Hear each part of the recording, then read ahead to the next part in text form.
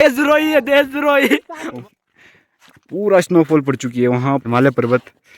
कितना खूबसूरत नज़ारा है दोस्तों। आप सभी का स्वागत है वन दृष्टि चैनल में।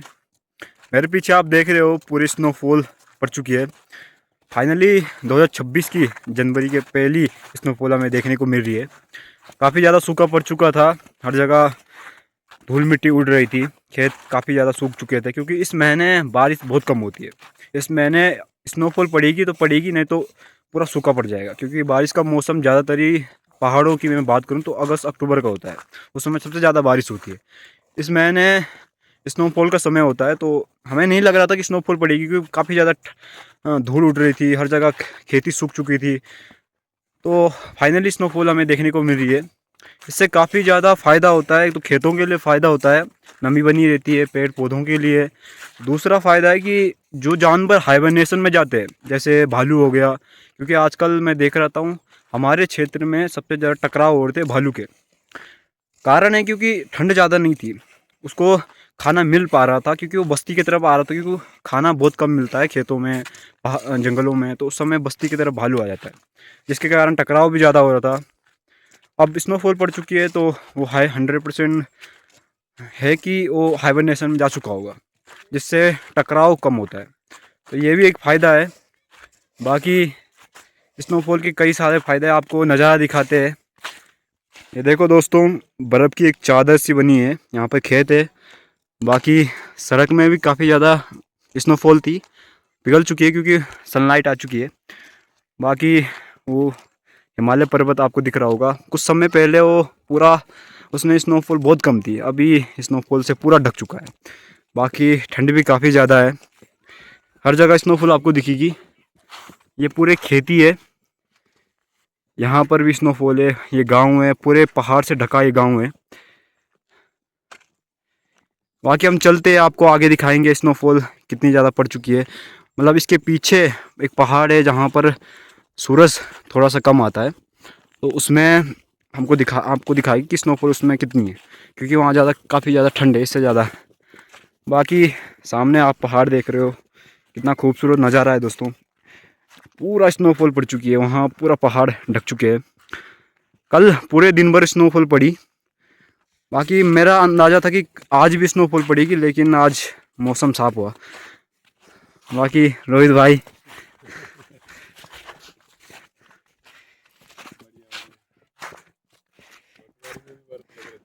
हाँ जी, बटवाड़ी भी पूरा बर्फ से है ना? बटवाड़ी पूरे टकनौर से लेकर मुझे लगता है उत्तरकाशी तक बर्फबारी हुई है। अच्छा, तो इस साल की पहली बर्फबारी जो कल हुई थी। आपको लग रहा था कि बर्फ पड़ेगी? क्यों नहीं, बर्फ पड़ेगी थी क्योंकि सामने आपको दिख रहा है कैलाश भोलेनाथ जा रहे थे, अच्छा वहीं से ये सारा चमत्कार है पूरे देश में। अच्छा अच्छा। आप दर्शकों को लाइव दिखा सकते हैं वहाँ से। हाँ वो तो है, बिल्कुल है। ये पूरा हिमालय पर्वत है दोस्तों, मैंने आपको जूम बताया था। करके काफ़ी ज़्यादा खूबसूरत दिख रहा है। ये तो है, श्रीकंठ सब इसी में आते हैं, द्रौपदी का तांडव 1 हाँ 2। जी हाँ जी। तो एक चीज़ मैं हो दिखाऊंगा दोस्तों, यहाँ पर मार्केट है कम से कम 8 किलोमीटर दूर, तो वहाँ पर आपको दिख रहा हो कितना अच्छा नज़ारा दिख रहा है। एक पूरा बर्फ़ पूरा बादल आ चुके हैं, तो एक पूरा कोहरा सा दिख रहा है। बाकी उसके ऊपर का नज़ारा मैंने आपको दिखाया था पहले, जब मैं पशुओं को गाय पानी पिलाने ले जा रहा था। वहाँ पर सबसे ज़्यादा जंगली सूअर दिखते हैं उस एरिया में।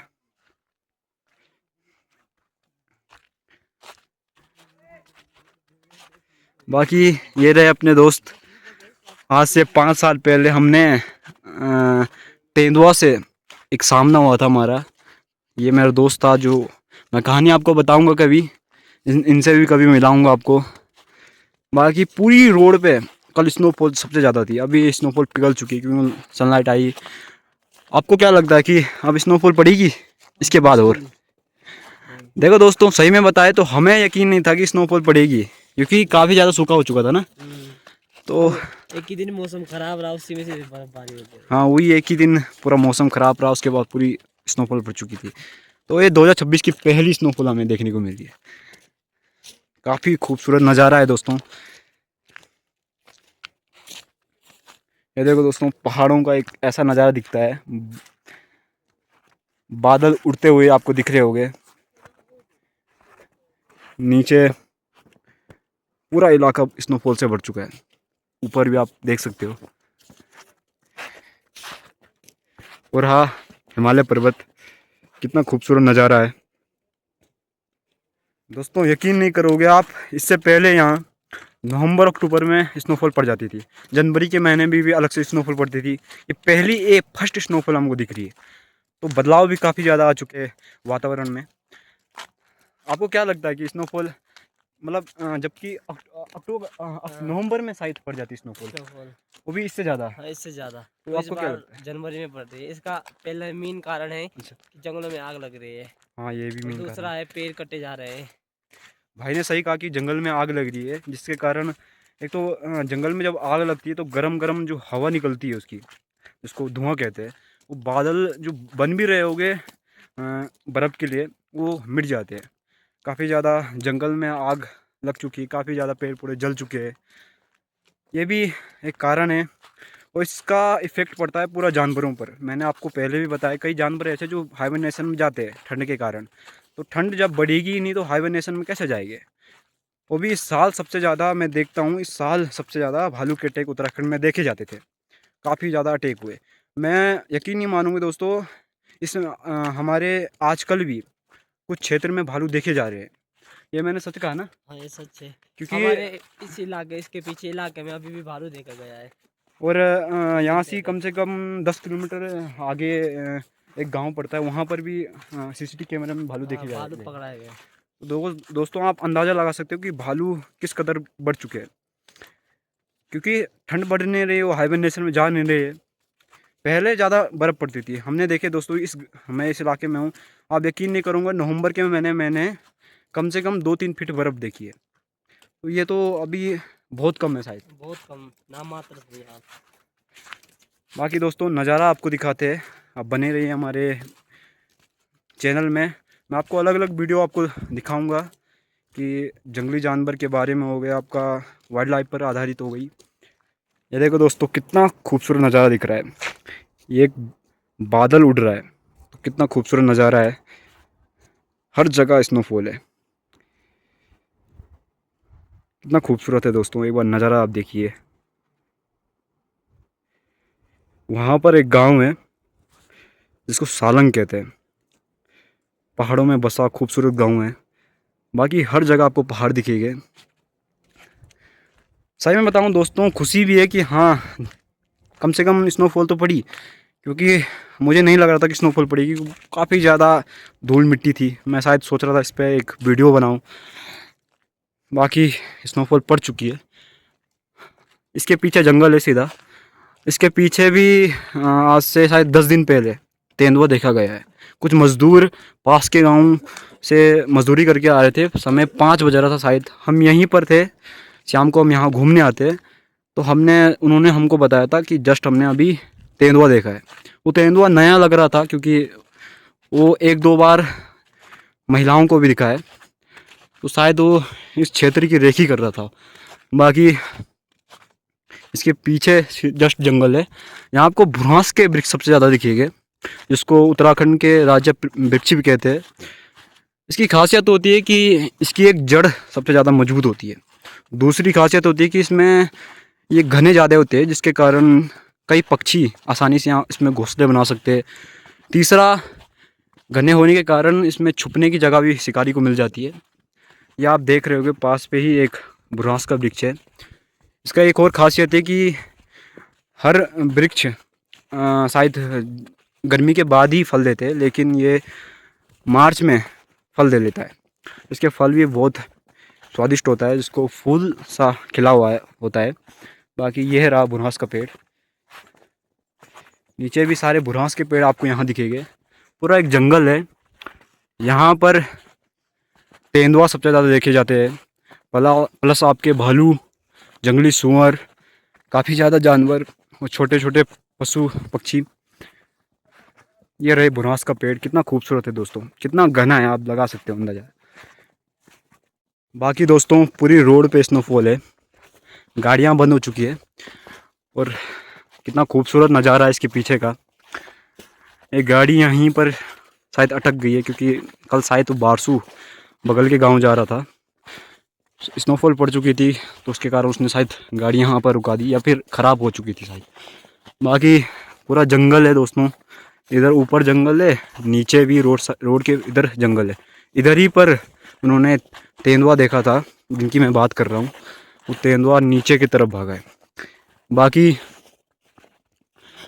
मैं एक बात आपको बताऊंगा, जो मैंने फर्स्ट का नज़ारा आपको दिखाया गांव का, वहाँ पर स्नोफॉल शायद 4-5 दिन बाद अगर धूप लगी कंटिन्यू, तो वहाँ पर क्या होता है कि स्नोफॉल पिघल जाती है।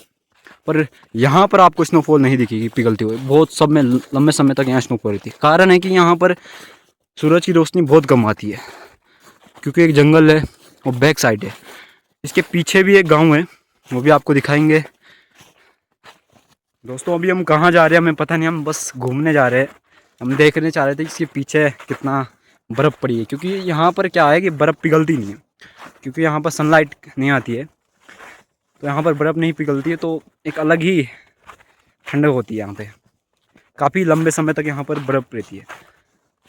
बाकी दोस्तों एक चीज़ मैं आपको दिखाना चाहता हूँ, पेड़ों पे स्नोफॉल जब गिर रही है ना, एक अलग ही खूबसूरत नज़ारा दिख रहा है दोस्तों। वाकई में यहाँ पर काफ़ी ज़्यादा ठंड है, यहाँ पर सनलाइट नहीं है, और यहाँ पर आप देख रहे हो यहाँ पर एक नदियाँ निकलती है दो पहाड़ के बीच में, गधेरा जिसे कहते हैं। बाकी पूरा जंगल है, यहाँ पर आपको ज़्यादातर ये बुरांस के पेड़ ज़्यादा दिखेंगे, पूरा एक जंगल है दोस्तों। सही में बताऊँ तो यहाँ पर सबसे लंबी समय तक बर्फ़ रहती है। हम जब बर्फ़ आगे पिघल जाती है गाँव में, तो यहाँ पर बर्फ़ खाने आते हैं।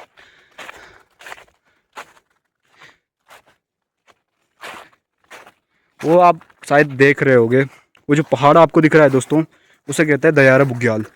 काफ़ी खूबसूरत वो पहाड़ दिखता है। मैं कभी उसको आपको दिखाऊंगा वहाँ जाकर, क्योंकि वहाँ लोग घूमने जाते हैं।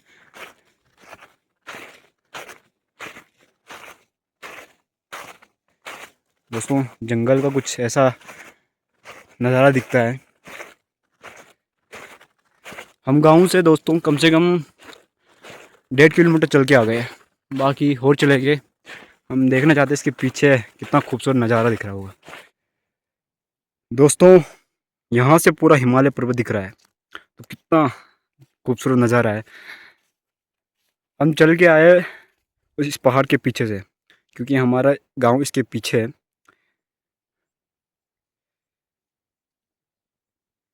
दोस्तों इस गोले को हम नीचे फेंकते हैं।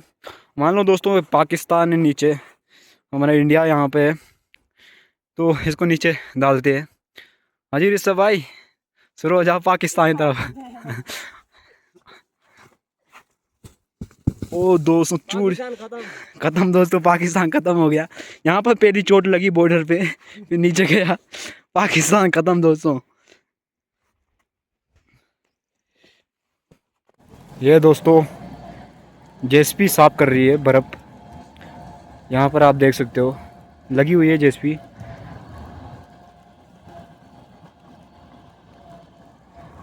बाकी यहाँ तक रोड साफ हो चुकी है, इसके पीछे रोड साफ करनी बाकी है, ताकि गाड़ी यहाँ पे पास हो सके। लेकिन फिलहाल के तो गाड़ी यहाँ पर नहीं चली, क्योंकि फिसलन काफ़ी ज़्यादा है। हाँ 4x4 गाड़ी चल सकती है आराम से।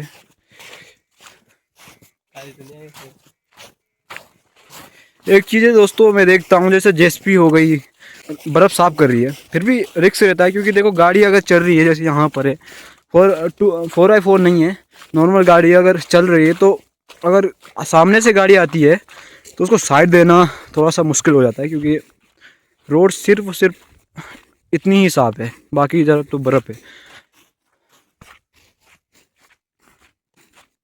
ये किया जेसीबी ने साफ, इसके बाद शायद इसके ऊपर चूना डालेंगे ताकि बर्फ़ पिघल जाए, क्योंकि चूना गर्म होता है। बाकी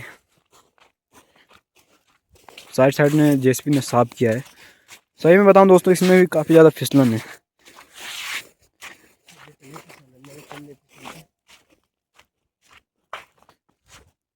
यहाँ तो इतना ज़्यादा ठंड है कि यहाँ तो धूप ही नहीं आ रही पहले इस पहाड़ के।